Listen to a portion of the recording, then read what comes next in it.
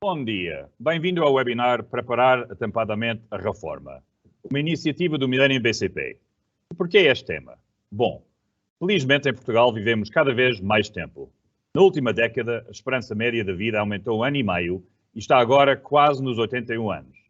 Esta evolução é um forte indicador da necessidade de prepararmos durante a nossa vida ativa, ainda com mais antecedência, a nossa reforma. A agenda hoje é muito simples. Temos connosco o Jorge Neves, diretor comercial de IM Gestão de Ativos, que vai apresentar-nos a IMGA, falar sobre a reforma e sobre as condições comerciais e fiscais dos PPR. E depois, Rui Machado, diretor de investimento de IMGA, vai esclarecer-nos sobre os 2 fundos PPR comercializados com o Millennium BCP. Antes de terminar, vai ter a oportunidade de esclarecer as suas dúvidas com os nossos especialistas. Fica desde já convidado a participar. Há muito para ver e ouvir. Esteja atento, porque mais para o final do webinar temos uma agradável surpresa para si. Vamos então começar. Passo a palavra ao Jorge Neves. Jorge?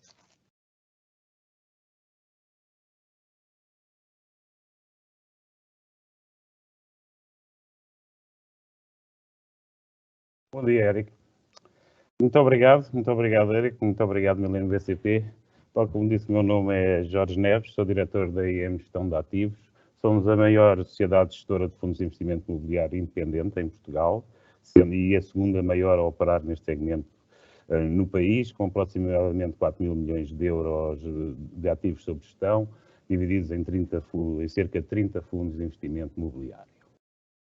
O que nos traz aqui hoje são as soluções de reforma disponibilizadas pela IM Gestão de Ativos junto às redes do Millennium BCP, que são basicamente 2 fundos, o IMGA Poupança PPR e o IMGA Investimento PPR. Nestes 2 fundos gerimos cerca de 528 milhões de euros e temos neste momento à volta de 27 mil participantes. Fazendo aqui um pequeno enquadramento sobre a reforma, que é mais uma vez o que nos traz aqui hoje. A reforma, tal como a conhecemos na era moderna, começa no final do século XIX, pós-Revolução Industrial, na Alemanha, no consulado do chanceler Ferro, chanceler Bismarck. É um modelo controlado pelo Estado, distribuição, em que os trabalhadores no ativo descontam para as pensões dos pensionistas. Estes modelos foram evoluindo dentro sempre do modelo de distribuição. Na segunda metade do século XX, na Suécia, começam-se a dar os primeiros passos no que serão os sistemas mais utilizados hoje em dia na maior parte dos países desenvolvidos. Começa por um sistema de distribuição, que é o primeiro pilar, e chega-se à conclusão, com a inversão da demografia, com o envelhecimento da população, que este sistema não é suficiente todo. Não há trabalhadores no ativo que cheguem para pagar as pensões de reforma dos reformados. Então, temos que passar para o segundo pilar. O segundo pilar é um plano de capitalização já capitalizado. É próprio o empregador que faz os descontos para este plano de capitalização, idealmente com participação do trabalhador. É o que nós em Portugal, fazendo uma analogia, chamamos hoje os fundos de pensões. Não sendo este plano ainda muitas vezes suficiente, o primeiro e o segundo pilar combinados suficientes para garantir uma pensão de reforma que seja de algum modo compaginável ou comparável com o último ordenado a oferir pelo trabalhador. Então, isto leva-nos ao terceiro pilar, que é o que nos traz hoje, onde se enquadram os planos de poupança-reforma, os PPRs. O terceiro pilar é um plano de poupança financiado exclusivamente por cada um de nós, pelo trabalhador, pelo aforrador, pelo investidor, o que quisermos chamar. Estes 3 pilares combinados já tornam muito possível e real a possibilidade de a pensão de reforma ser muito semelhante ao último ordenado oferido. Os desafios, o Eric já deu aqui uma ideia, quais são os desafios da reforma, é a inversão da pirâmide demográfica, o envelhecimento da população, as baixas taxas de natalidade que levam a isso, e já sabemos todos o que isto conduz em termos de reforma. Os desafios, a matemática da segurança social para combater isto não há muito, os planos meramente de distribuição, cada vez menos contribuidores para mais beneficiários, agravando o déficit da segurança social, podem-se tentar panaceias. como, por exemplo, aumentar a idade da reforma e outra solução é baixar a reforma em função do último ordenado. Não há volta a dar. O único modo como isto pode ser evitado é compensando com o aumento da poupança, tanto ao nível do segundo pilar, pela entidade empregadora, como pelo próprio trabalhador ou investidor. Isto traz-nos aos fundos PPR. Quais são as vantagens de um fundo PPR? Um fundo PPR é um fundo de baixa subscrição, em entregas singulares, no caso dos fundos da MGA, comercializados no Milênio BCP, entregas a partir de 100 euros, ou em plano de investimento, ou seja, entregas recorrentes e automáticas, calendarizadas, tipicamente mensais, a partir de 25 euros no mínimo. Os fundos PPR são fundos de investimento imobiliário, com liquidez diária, e o preço da unidade de participação também é publicado diariamente. Os fundos da MGA, os fundos PPR da MGA, não têm qualquer comissão de resgate ou subscrição e, tanto quanto sei, também junto ao Milênio BCP não incide sobre eles qualquer comissão bancária a este nível de resgate ou de subscrição. Os PPRs são fundos que são transferíveis de instituição para instituição e de fundo para fundo. Se tiver um fundo na instituição, um fundo A na instituição A e quiser transferir para o Milênio BCP para um fundo da IM Gestão de Ativos, poderá fazê-lo na esmagadora maioria das vezes sem custos. Os PPRs, tal como eu disse há pouco, o incentivo estatal para este género de poupança traduz em benefícios fiscais. Há dois níveis de benefícios fiscais nos fundos PPR. O benefício fiscal à saída, no momento do resgate, que no fundo vão comparar com 28%, que é a retenção na esmagadora maioria dos produtos financeiros e nos outros fundos imobiliários. O PPR, até 5 anos, a retenção sobre as mais-valias será apenas 21,5%, do 5º ao 8º ano, 17,2% e 8,6% a partir do 8º ano. Tem também o benefício fiscal à entrada, que se pode deduzir até 20% do valor investido, com um determinado limite, poderá ir até 400 euros, dependendo da idade do participante ou investidor, que está aqui. Até 35 anos, se investir até 2.000 euros, pode deduzir 400 euros, são os tais 20%, de 35 a 50 anos, poderá deduzir 350 euros, o que implica um investimento de 1.750, e a partir dos 50 anos poderá deduzir 300 euros, o que equivale a ser 20% de um investimento de 1.500 euros. É possível haver reembolsos antecipados nos PPRs? É. O que é que pode acontecer? Os reembolsos antecipados dentro das condições legais implicam que o PPR seja constituído há mais de 5 anos e pagará 8%, e as condições previstas na lei são essencialmente a reforma a partir dos 60 anos de idade, doença grave, desemprego de longa duração ou a utilização para pagamento de crédito, prestações de crédito da habitação. Fora das condições legais, o benefício fiscal à entrada, o Estado terá a ser ressarcido com uma penalização de 10% ao ano, se houver um resgate antecipado e se tiver sido utilizado o benefício fiscal à entrada, o qual não é obrigatório. Transferir um PPR, como eu disse há pouco, é perfeitamente possível. Transferir um PPR para o outro, mesmo inclusivamente um seguro PPR para um fundo PPR. Basta fazer um pedido à instituição ou à gestora do fundo-alvo para onde pretendemos transferir o fundo original. Neste caso, à MGA ou ao Milênio BCP. É obviamente obrigatório possuir-se uma conta de investimento junto ao Milênio BCP. Não tem custos, a não ser que o produto de onde se vai transferir a poupança seja um produto de capital ou rendibilidade garantida. Aí os custos podem ir no máximo até 0,5%, cobrados pela entidade gestora ou detentora do fundo que vai ser transferido. Esta transferência não tem custos e mantém a antiguidade para efeitos de benefícios fiscais. Não há perca qualquer nenhuma nem penalização em termos de benefícios fiscais.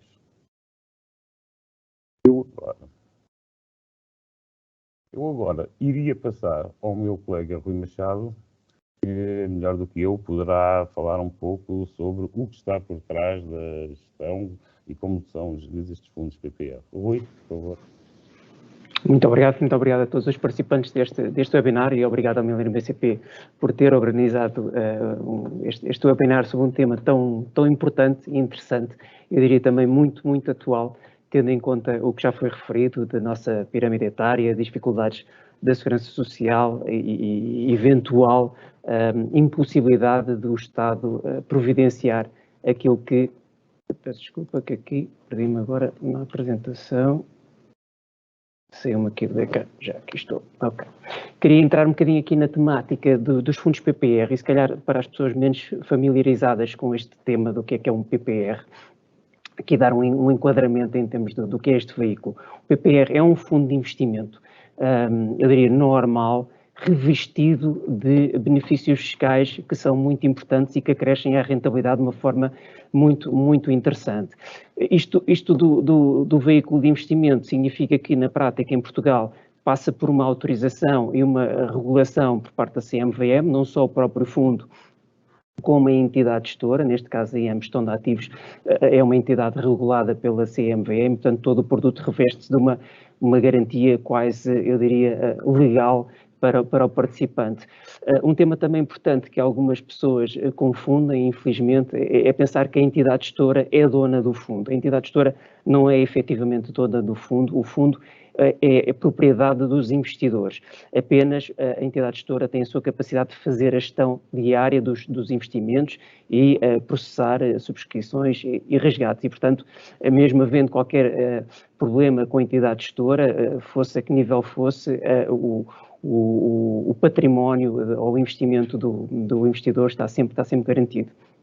Mas entrando aqui mais especificamente nos dois fundos PPRs que nós gerimos e estão comercializados junto do BCP, são fundos universais. O que é que eu quero dizer com isto? São fundos que estão ao alcance de qualquer investidor, não têm montantes de investimento mínimos muito elevados, eu diria, portanto, eu diria que é acessível à generalidade dos investidores em Portugal. O que é que nós se traduz na prática este investimento, ou o que é que se tem traduzido na prática o investimento destes fundos PPR junto da IMGA? Temos aqui a rentabilidade histórica ao longo dos últimos anos, e eu acho que o gráfico fala por si próprio, os números muito interessantes, e especialmente tendo em conta a dificuldade da rentabilização dos nossos investimentos, de todos nós, nos tempos que correm, em que, como todos sabemos, as taxas de juros são zero, e em alguns casos mesmo negativas, e portanto estamos aqui a falar de um produto que tem oferecido, e eu acredito que vai continuar a oferecer ao longo do tempo, uma rentabilidade muito interessante, e com um nível de volatilidade e um nível de risco que podem ver no gráfico até muito baixo. Obviamente não significa com isto que não tem risco. Um investidor pode efetivamente em determinado momento estar a perder parte do seu património, mas como podem ver nesse gráfico, e é de fácil percepção, essas recuperações são habitualmente muito rápidas, e nós temos aí, em alguns casos, os piores períodos, estamos a falar de perdas de no máximo 13%, e estamos a falar de crises muito acentuadas, que são felizmente muito raras. Estamos a falar na crise financeira de 2008, que depois se prolongou um bocadinho para a crise da dívida pública europeia, e temos obviamente também o ano passado com a crise provocada pela pandemia Covid, em que foi uma queda muito abrupta, especialmente nos ativos de maior risco, mas depois a recuperação, como podem ver, foi muito rápida. Portanto, isto significa que nos últimos 10 anos, quem tivesse feito o investimento nos nossos PPRs, o mais conservador teria tido uma rentabilidade de 34% e o mais agressivo de 45%. Eu há pouco esqueci-me de referir, que eu se calhar vou voltar só aqui atrás, para referir um bocadinho de diferença entre destes dois produtos. O investimento PPR tem a possibilidade de investir mais em ativos de risco. Se calhar vou simplificar por ativos de risco, só concentrar-me na parte das ações. Pode investir até um máximo de 55% em ações. enquanto a poupança PPR investe no máximo em 35% em ações. E, portanto, isto faz com que, no ponto de vista teórico, e que se tem comprovado ao longo do tempo, que o investimento PPR a longo prazo ofereça um maior retorno e o poupança PPR menos retorno, mas também uma maior solidez e menor risco associado a esse investimento. E, portanto, é aquela binómio de risco-retorno que nós procuramos aqui minimizar. Eu diria o investimento PPR potencialmente mais vocacionado para o investidor com maior tolerância ao risco, eventualmente também um bocadinho mais jovem, porque essa diluição do risco ao longo do tempo acaba por ser amplamente compensada, enquanto o poupança PPR é para quem tem com uma maior aversão ao risco, e, portanto, faz com que ali realmente a nível de flutuação da UP seja menor, ou então esteja mais perto da reforma e vá precisar desse investimento num curto espaço de tempo. Curto espaço de tempo, atenção, não quero dizer com isto que o investimento num fundo PPR deva ser considerado de curto prazo. Isso é algo que eu efetivamente desaconselho, são investimentos a mais longo prazo e efetivamente dedicados mais para a reforma, porque é aí que nós vamos conseguir efetivamente rentabilizar melhor o património do investidor e o investimento feito em cada um dos fundos. Se calhar a nível de tabela de retornos e risco ao longo dos últimos 10 anos é mais perceptível. Nós estamos a falar de um investimento PPR, portanto o nosso mais agressivo, com um risco, um desvio padrão de 7% ou perto de 7%, e uma poupança PPR inferior a 5%. Isto compara com, para terem noção, no mesmo horizonte temporal, um risco ou um desvio padrão dos mercados acionistas em torno de 15%, e, portanto, que dá uma verdadeira percepção do que é que nós conseguimos mitigar de risco para estes dois produtos, enquanto fundos multiativos e uma diversidade de investimentos que nós fazemos, que eu espero explorar um bocadinho mais à frente. E, portanto, a nível os retornos que temos obtidos a longo prazo, os números obviamente são muito satisfatórios, mas já em 2021 os números foram muito fortes.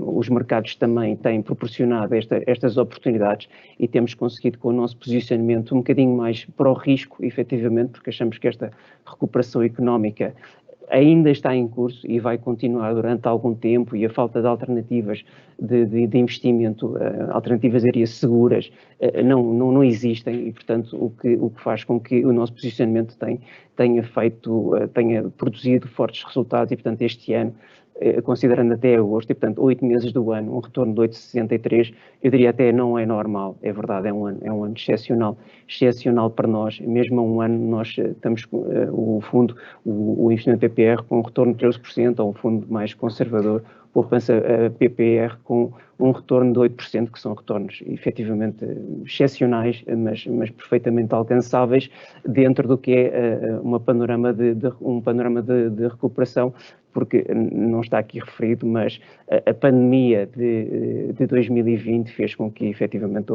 houvesse aqui algum risco associado aos nossos investimentos, mas houve uma recuperação e depois efetivamente muito acentuada.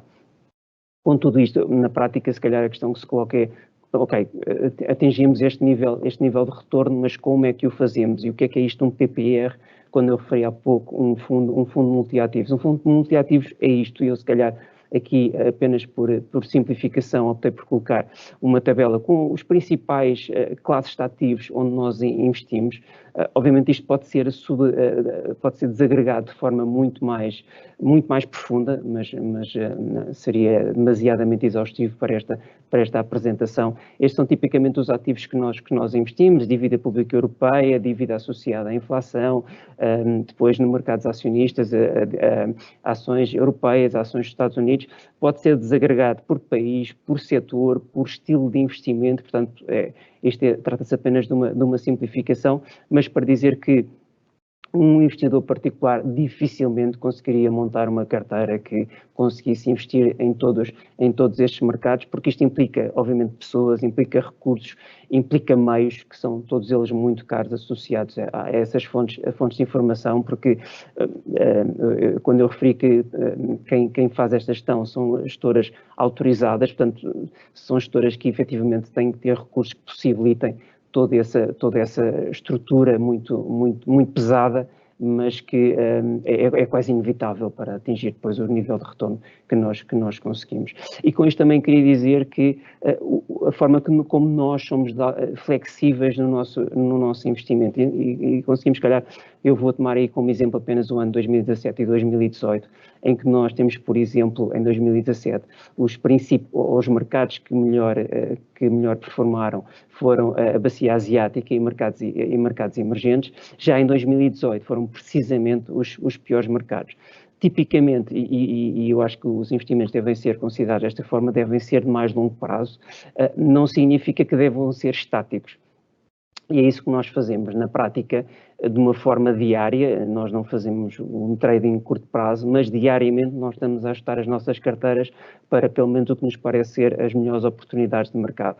Para dizer que a nossa carteira hoje é uma carteira completamente diferente do que era, se calhar, há 2, 3 anos atrás, 5 anos atrás ou há 10 anos atrás. E, portanto, possibilita que o facto de termos toda esta informação e toda esta partilha também de conhecimento faz com que seja muito mais flexível e muito mais acutilante para nós registarmos estes retornos, porque se formos ver este ano, estamos a ter, os fundos estão a ter um retorno muito interessante, mas eu poderia estar a investir efetivamente em ativos cujos resultados não são nem de perto nem de longe aqueles que nós conseguimos no agregado como um fundo. Também do outro lado poderíamos dizer, bem, poderíamos ter investido todo o nosso património em ações, mas não é isso que nós fazemos. Nós na prática queremos melhorar aqui o retorno, o binómio, o risco-retorno para os nossos investidores e, portanto, fazer com que não tenhamos o melhor dos mundos em termos de retorno, mas a nível de risco, claramente, nós procuramos aí trazer uma solução muito diferenciadora para os nossos investidores. E por último, só queria dar aqui um bocadinho mais de cor do que já foi referido em relação aos benefícios fiscais. Um fundo PPR, na prática é um fundo multiativo, mas muito normal, sem especificidade nenhuma, a não ser uma que acaba por ser muitíssimo importante, que tem a ver com os benefícios fiscais. E nós optámos aqui por colocar só os benefícios fiscais à saída, porque esses são transversais, independentemente do montante que o investidor venha a investir, tem sempre uma redução muito significativa no que é o imposto de mais-valias à saída desse investimento, e, portanto, no resgate desse investimento. E nós tomamos aqui como exemplo, nos últimos 8 anos, o retorno do poupança PPR, que teve um retorno de 28,32%, e, portanto, se um participante tivesse investido em 2012 os tais 10 mil euros, que são aí referidos em termos de reembolso bruto, teria tido um reembolso perto de 13 mil euros, ao qual depois tem que ser deduzido o imposto de mais-valia, portanto, o resgate líquido seria de 12.589 euros. Por oposição, qualquer outro tipo de investimento que fosse sujeito à taxa de imposto de mais-valia normal, a 28%, o resgate líquido seria apenas de cerca de 12 mil euros. Pode parecer pouco em termos de valores absolutos, mas nós estamos a falar de mais 5,5% ao longo dos 8 anos e, portanto, é mais quase 0,70% por ano e que, obviamente, é muito importante. A tudo isto acresce o que não está aqui referido, porque efetivamente depende do montante que é investido, acresce o benefício fiscal à entrada, que acaba por ser muitas vezes mais importante. Estamos a falar no máximo de até 20%, e mesmo que esse benefício fiscal não seja todo atingido, imaginemos que eu invisto o dobro do que é necessário para atingir essa poupança fiscal total, mesmo que eu tenha um retorno fiscal, portanto, que eu vou receber depois no meu reembolso no ano seguinte, de 10%. 10% hoje em dia é efetivamente um retorno muito importante. E, portanto, mesmo nos piores períodos que eu apontei ali de retorno dos fundos, a verdade é que só o benefício fiscal, à partida, é suficiente para amortizar toda esta queda. E, portanto, se pensarem, anualizarem 20% ao ano acumulado ao longo de todo o horizonte temporal de investimento,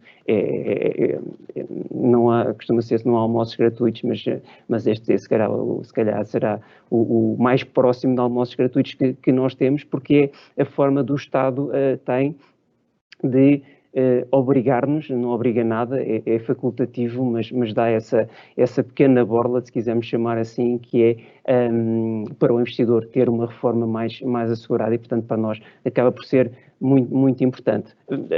Não vou entrar na discussão se a segurança social vai ser sustentável no tempo da nossa reforma, portanto, se esse primeiro pilar vai lá estar. Eu acho que, independentemente disso, enquanto veículo de investimento, e se nós agregarmos então essas poupanças fiscais, realmente o PPR é um produto com todas as características para todos nós fazemos esse investimento e, aliás, é um fundo que nós, ou uma gama que nós temos recebido muito interesse e cada vez mais por parte dos nossos investidores, porque é quase inevitável um investimento em termos de retorno. Eu diria que, se não impossível, é muito difícil conseguir registar retornos como um investidor particular consegue no PPR, num qualquer outro produto com um nível de risco semelhante. Eu diria que é mesmo quase impossível. E pronto, com esta pequenina apresentação, eu espero ter esclarecido um bocadinho mais o que é esta temática e a importância da poupança para a reforma, mas também, mais do que isso, enquanto veículo, o PPR e as vantagens que oferece aos investidores. Com isto, abrimos, se calhar, para questões. Érico.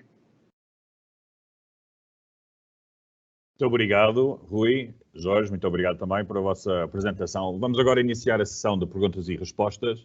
Para colocar a sua pergunta, utilizar a indicada na plataforma Teams, e já temos várias perguntas para responder. Por isso vou começar com a primeira. A primeira pergunta vai do Sérgio Saqueira. E a pergunta é: para dedução em sede do IRS, o investimento apresentado é mínimo, ou seja, o investimento apresentado na vossa apresentação é mínimo. E vou passar esta pergunta ao Jorge. Faz favor, Jorge. Boa tarde. Não, o investimento apresentado, os 20%, é o que é possível, é o benefício fiscal, estamos a falar do benefício fiscal à entrada, é o benefício fiscal que há à entrada para isso, ou seja, até 2.000 euros, se tiver menos de 35 anos, receberá 400 euros, 35 a 50, 350 euros implica um investimento de 1.750 e 1.500 euros para acima de 50 anos para ter um benefício fiscal de 300 euros. É o que está na lei. Aqui não há muito mais a fazer. Além disso, isto vai concorrer com os outros benefícios fiscais que tiver, sejam de saúde, etc., para o teto máximo que existe em função do seu rendimento. Isto, os 400 euros, é o benefício fiscal máximo que pode ter a entrada no PPR. Depois dependerá da idade. É isso. Não esquecer também o benefício à saída, que é uma diferença substancial para o outro investimento, que compara sempre com os 28%. Deve ter respondido. Érico, deixa-me só entrar, se eu puder. E não sei se o Jorge, se calhar, respondeu ou percebeu bem a questão. Eu vi um bocadinho de uma forma diferente a questão que o investidor colocou sobre o que era a apresentação dos tais, vamos, se calhar, olhar para os 2.000 euros com o benefício fiscal de 400 euros para quem tem menos de 35 euros. Esses 2.000 euros que é referido é o montante necessário para poupar um máximo de 400 euros. O que é que eu quero dizer com isto? Se calhar pondo um exemplo ao contrário. Se eu investir 1.000 euros, eu vou ter uma poupança de 200 euros, okay? Porque continuo com os tais 20%. Já se eu investir 4.000 euros, e obviamente posso fazê-lo, continuo a ser um investidor normal do PPR, eu já tenho um teto dos 400 euros atingido e, portanto, eu investi 2.000 euros, mas a poupança continua a ser máxima de 400 euros. Portanto, eu acho que era a pergunta do investidor ou do potencial investidor ia nesse sentido. E, portanto, se eu invisto 4.000 euros e tenho uma poupança fiscal direta de 400 euros, na prática, a minha poupança fiscal é apenas, eu digo apenas, na verdade, como se fosse pouco, mas não é de forma alguma, é de 10%. Portanto, o que é importante ali é o teto, e os montantes que foram referidos têm em conta esse teto para maximizar os tais 20%.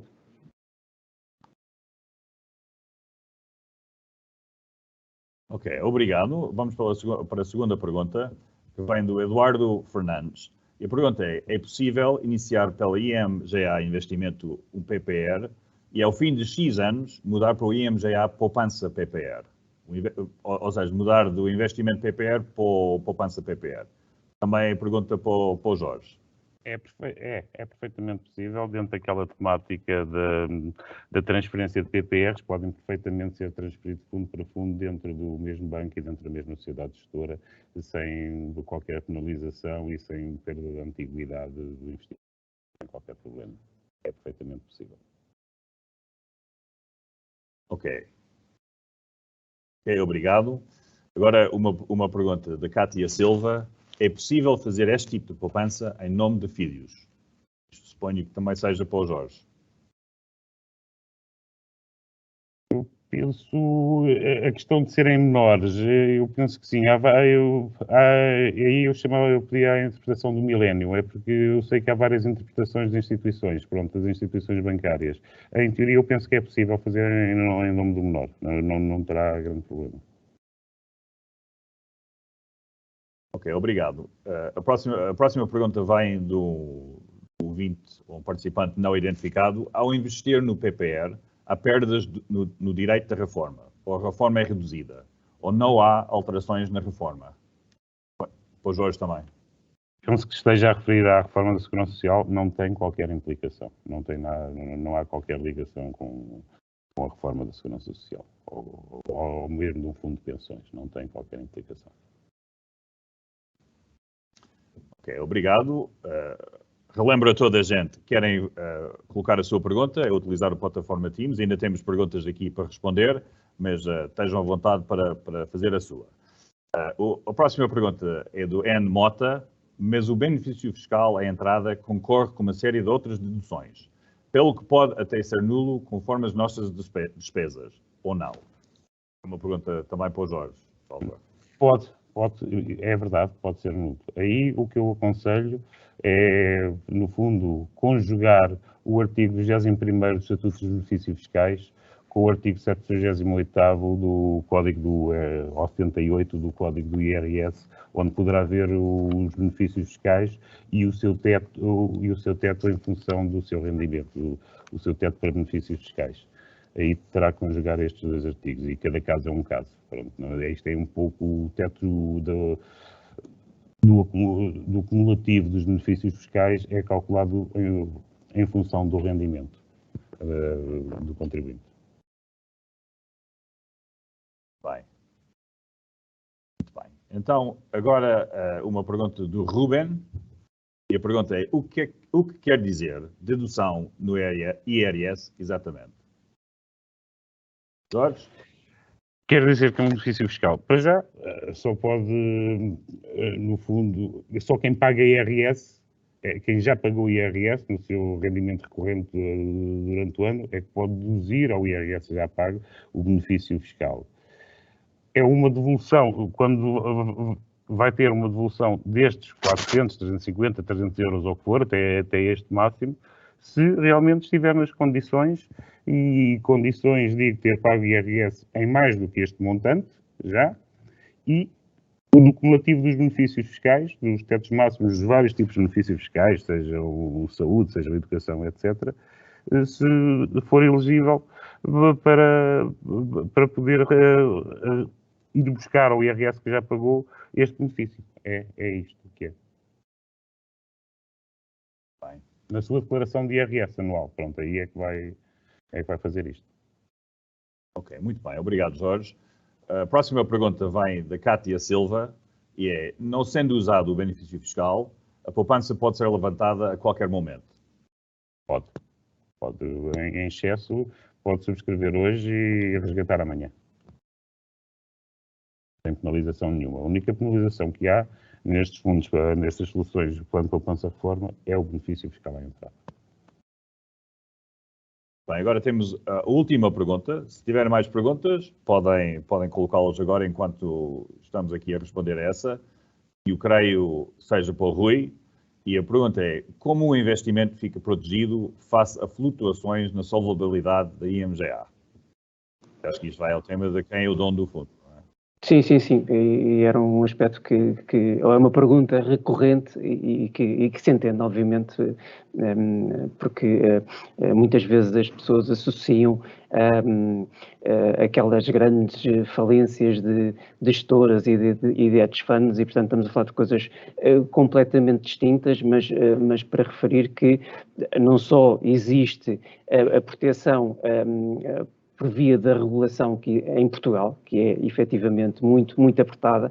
Eu diria, se a nível europeu é muito apertada, a nível português ainda mais o é, a nível dos nossos reguladores, nesse aspecto, fazem um bom trabalho, mas dificultam o que é muitas vezes a nossa flexibilidade, mas fazem-no por uma boa razão. Mas dito isto, se no pior das situações possíveis a IMGA amanhã vai à falência, e isso seria uma situação, eu diria, absolutamente impensável, não só pela IMGA como um todo, mas pelo grupo a que a IMGA pertence, mas enfim, considerando esta situação, o património do fundo nunca é da IMGA. A IMGA apenas tem a capacidade de fazer a gestão, processar reembolsos e subscrições. Num caso de uma falência da sociedade gestora, o que acontece é que quem toma, entre aspas, as rédeas desse fundo é a CMVM e os mandatários indicados depois pela CMVM. Nunca está nas mãos da IMGA fazer qualquer tipo de passagem de dinheiro para contas de IMGA ou qualquer implicação. São dois patrimónios completamente distintos. A IMGA é a gestora, a IMGA tem as suas contas próprias completamente desagregados e portanto, é o que se chama off-balance sheet da IMGA, tal como, por exemplo, o Millennium BCP, e já agora dar essa nota, um cliente do Millennium BCP, imaginemos que o Millennium BCP também, neste cenário catastrófico, impensável, que o Millennium BCP tem algum problema, o património dos participantes, neste caso dos fundos, é completamente assegurado.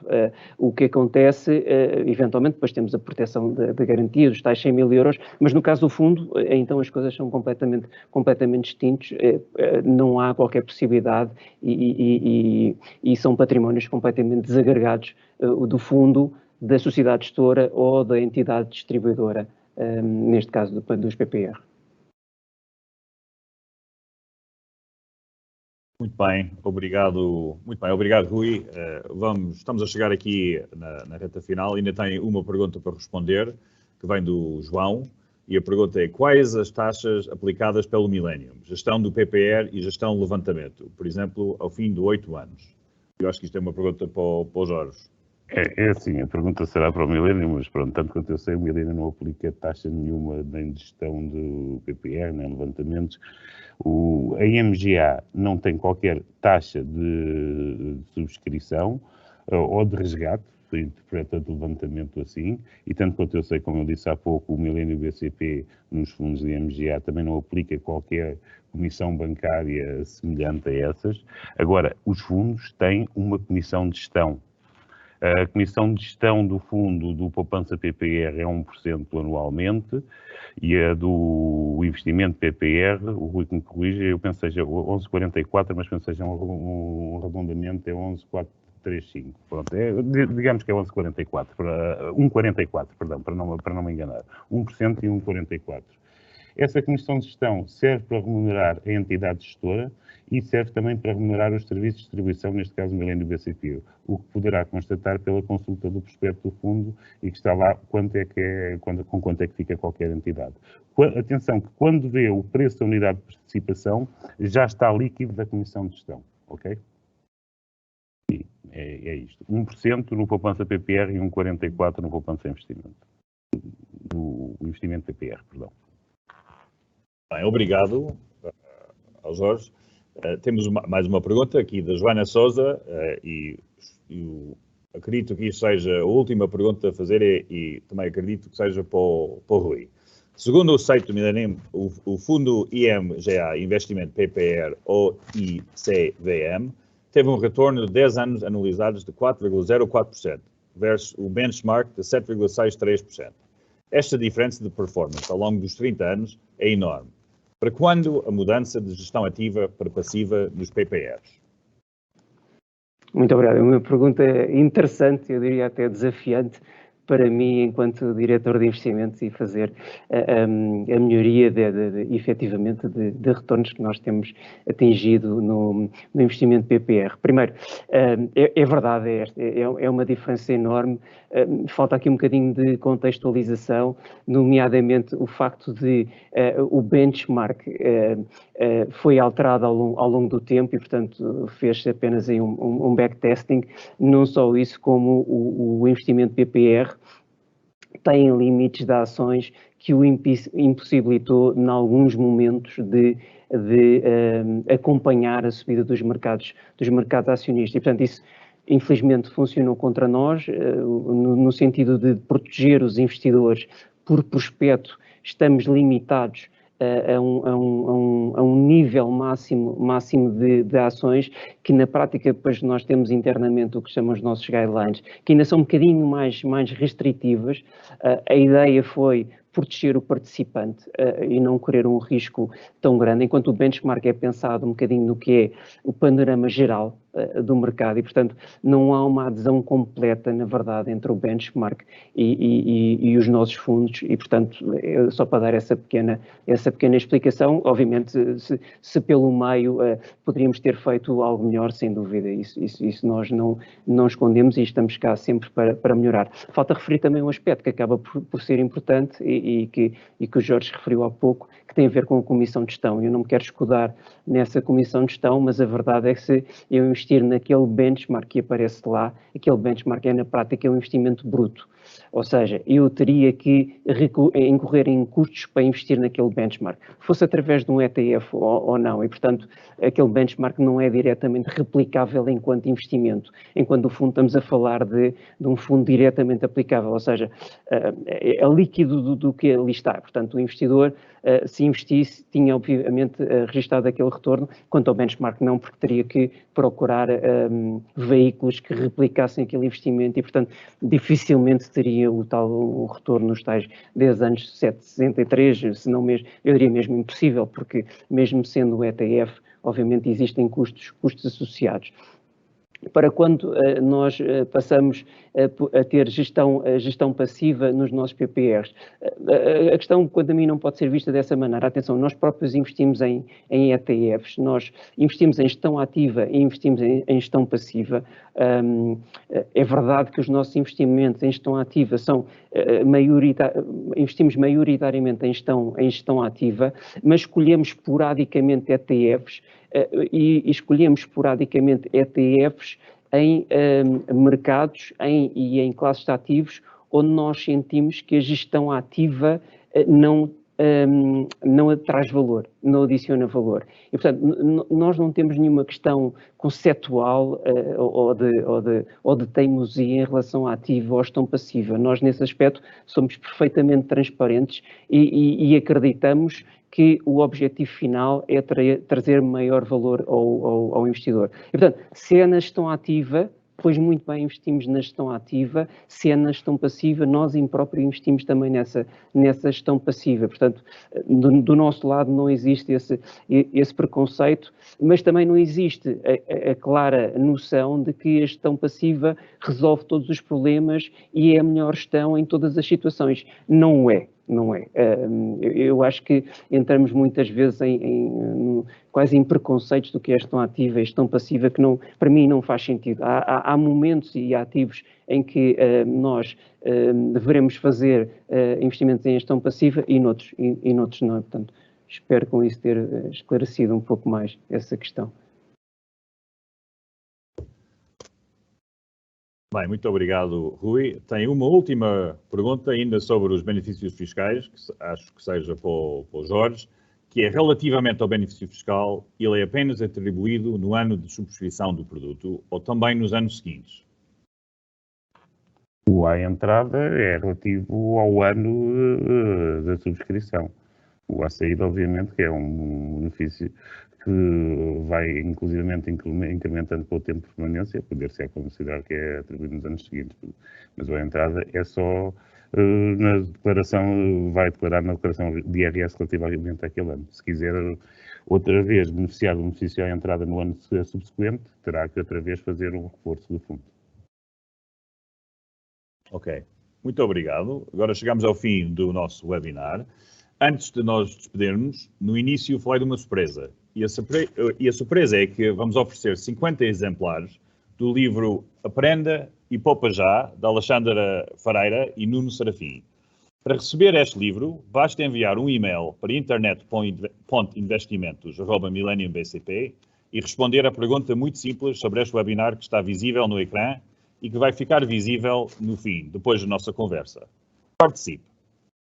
Agora sim, agradeço ao Rui Machado e ao Jorge Neves e também a todos que estiveram aí desse lado a acompanhar este webinar, que espero tenha sido útil e esclarecedor. Desejo a todos a continuação de um ótimo dia e até breve. Muito obrigado, bom dia.